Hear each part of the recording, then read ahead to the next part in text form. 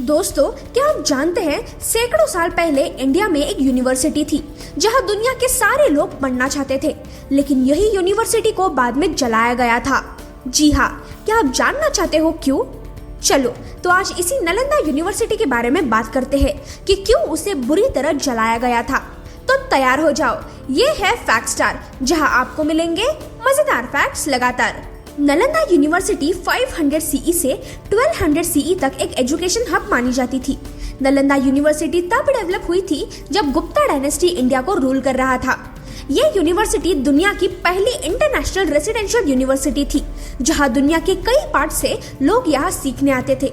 ऐसे कहा जाता था कि इस यूनिवर्सिटी के पीक ईयर्स में यहाँ 1500 टीचर्स, स्कॉलर्स और करीब 10,000 स्टूडेंट्स थे। ये institute philosophy, politics, law, science और आर्ट्स जैसे बहुत सारे फील्ड्स का नॉलेज और एजुकेशन प्रोवाइड करता था। नालंदा यूनिवर्सिटी के कैंपस में 10 बुद्धिस्ट टेम्पल्स भी थे और ये यूनिवर्सिटी सबसे लार्जेस्ट बुद्धिस्ट मोनास्ट्री की तरह माना जाता था। उस एरा में इस प्लेस को जेन्स के लिए एक सेक्रेड प्लेस भी माना जाता था।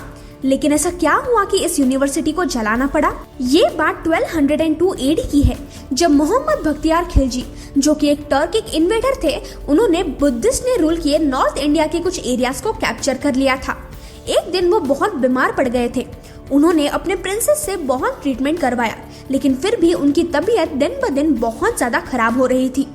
फिर उनको किसी ने एडवाइस दिया कि वो नालंदा यूनिवर्सिटी के हेड आचार्य राहुल श्रीभद्रा से इलाज करवाए, लेकिन खिलजी उनके प्रिंसेस पर ही ज्यादा भरोसा करते थे, क्योंकि उन्हें लगता था कि इंडियन फिजिशियंस के पास ज्यादा नॉलेज नहीं है और उनके मास्टर ज्यादा कैपेबल है। लेकिन फिर उनकी हालत बहुत ही खराब होने के कारण उन्हें आचार्य राहुल श्रीभद्रा जी को बुलाना पड़ा। पर खिलजी ने उनको एक शर्त दी कि वो उन्हें बिना कोई मेडिसिन खिलवाए ठीक करवा दे, जो कि सच में इम्पॉसिबल था। इस बात पर आचार्य ने बहुत सोचा और वो चैलेंज एक्सेप्ट किया। कुछ दिनों बाद वो फिर से खिलजी के पास आए और उन्हें कुरान का एक पन्ना पढ़ने के लिए दिया और उन्होंने ये कहा कि ये पन्ना पढ़ने से आप ठीक हो जाओगे। ये तो उन्होंने चौंका देने वाली बात कर दी। ऐसे कैसे कोई एक पेज रीड करके ठीक हो सकता है? खिलजी ने आचार्य के कहने पर वो पन्ना पढ़ा और वो सच में जल्दी ठीक हो गए, क्योंकि आचार्य ने कुरान के कुछ पन्नों पर मेडिसिन लगा दी और खिलजी को भी वही पन्ने पढ़ने के लिए कहा, जिससे पढ़ते वक्त सूंघने से वो मेडिसिन उनके नाक के थ्रू बॉडी में चला गया और वो ठीक हो गए। खिलजी रिकवर होने के बाद वो शॉक हो गए कि इंडियन स्कॉलर्स और टीचर्स उनके प्रिंसेस और कोर्टमैन से ज्यादा नॉलेजेबल है।